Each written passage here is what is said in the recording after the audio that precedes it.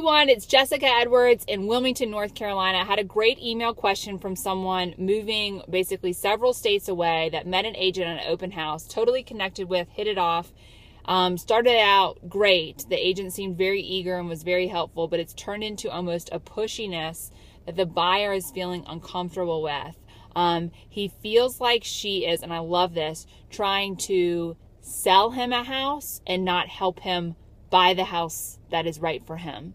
And I think that's a very powerful statement. And he said, he's tried talking to her and explaining exactly the house he wants and the area he wants, and it seems that she keeps trying to direct him to houses that don't work for him but seem to have a benefit for her to sell them. So I don't really know exactly what that means, but the question was basically, what do I do? What's your advice? And how do I fire my real estate agent if that's what it comes to? I think there's a couple things. First of all, have you had that conversation? Have you talked in detail about what your timeline is, what your goals are, the specifics? I think you need to have a come to Jesus, if you will, and sit down with that agent and say, okay, here's my timeline. Here's what I want. Here's the area that I want. I'm not just going to buy a house. I don't need a house to buy a house. I want this. I think that the fact that you're throwing the word trust in there is huge. If you're not trusting your agent, trust should never come up. You could be irritated. It's a relationship. It's a close working relationship. It's an important transaction, probably one of the most important, investments of your life. And if you don't trust the person you're working with,